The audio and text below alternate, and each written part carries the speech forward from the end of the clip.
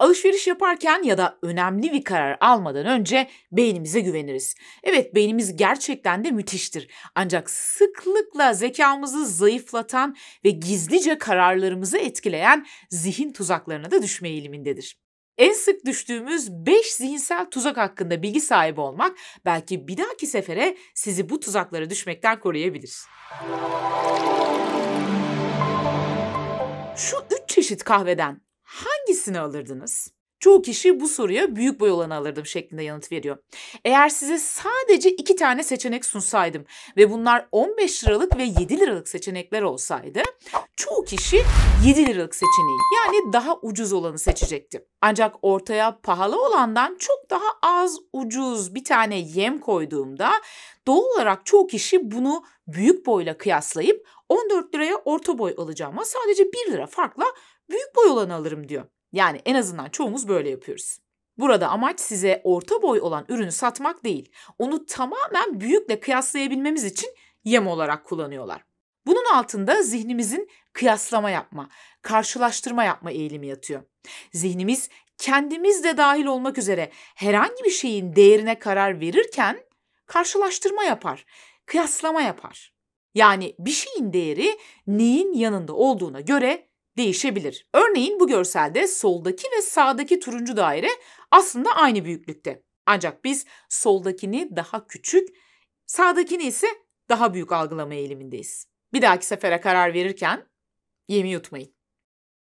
Yemi yediniz mi? Hiç sorun değil. Nasıl olsa alışveriş sonrası rasyonalizasyon eğiliminizle bunu hemen mantığa bürüyecek ve kendinizi rahatlatacaksınız. Aslında çok da kötü değil ya. Yani evet, belki bununla kahve yapamayacağım ama kalemlik olarak da kullanabilirim. Hem çelik olması çok daha iyi. Yani sağlam bir kalemliğim var artık.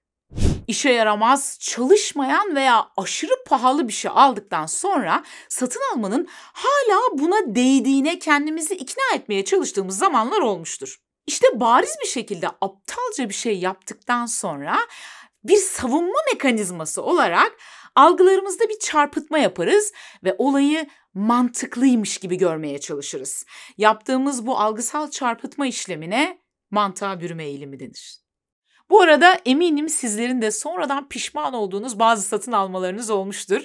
Acaba bunları nasıl mantığa bürüdünüz merak ediyorum. Sizlerin de böyle hikayeleri varsa yorumlarda bizimle paylaşın lütfen. Bu adamlardan biri acımasız ve gaddar bir katil desem, hangisi olduğunu tahmin ederdiniz?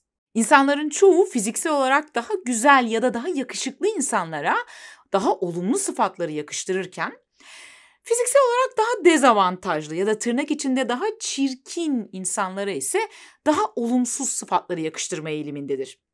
Aynı şey bir kere birinin iyi biri olduğunu düşündüğümüzde de geçerlidir.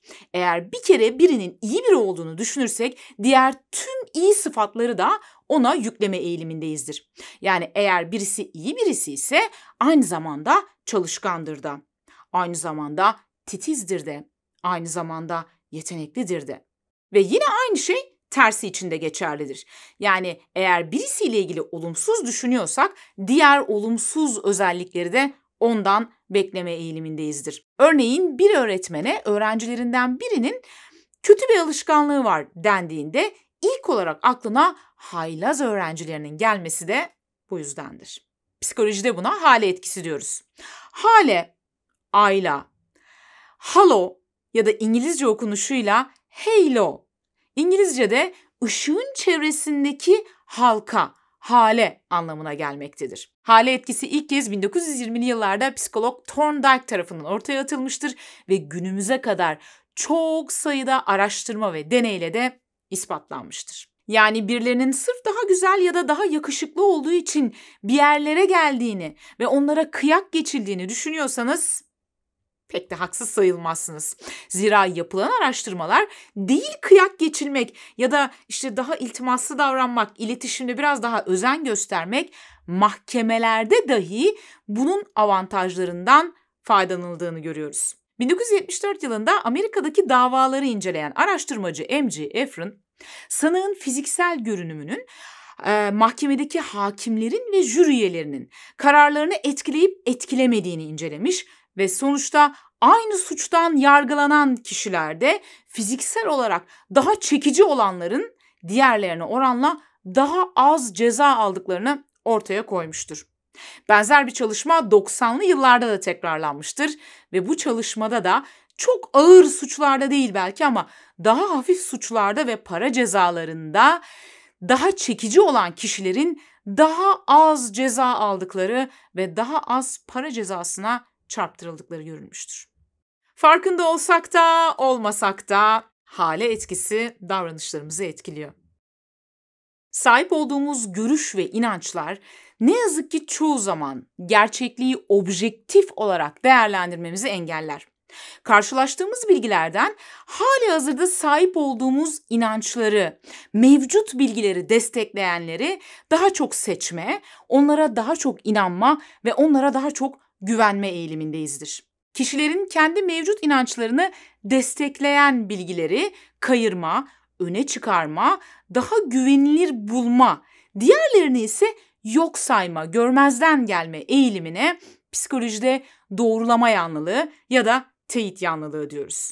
Bu yanlılığa kapıldığımızda sadece kendi görüşümüzü yansıtan mesela televizyon kanallarını, sadece bizim ideolojimizi destekleyen televizyon kanallarını izleyebiliriz. Sadece bizim ideolojimizi destekleyen gazeteleri, yazarları okuyabiliriz ve diğerlerini yok sayıp görmezden gelebiliriz. Bu etki yüzünden bazı görüşlere ya da bazı kişilere körü körüne inanabiliriz ve yalnızca görmek istediğimizi görür, duymak istediğimizi duyarız.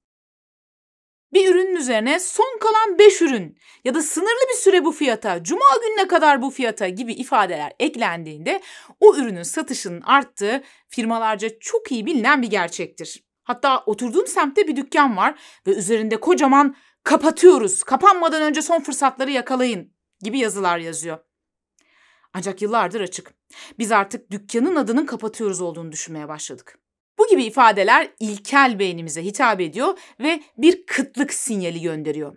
Bizler de bir şeyleri kaçırıyormuşuz hissi yaşıyoruz ve o şey tükenmeden, kapanmadan, bitmeden yetişip alma ihtiyacı duyuyoruz. Psikoloji ve kişisel gelişim konuları eğer ilgi alanınız içerisindeyse doğru kanaldasınız. Bu kanalda her hafta bu konularla ilgili 2 tane yepyeni video yayınlıyoruz. Eğer bu videolardan haberdar olmak istiyorsanız kanala abone olmayı lütfen unutmayın. Abone olduktan sonra bildirim zillerini de açarsanız yeni videolar yüklendiğinde haberdar olabilirsiniz.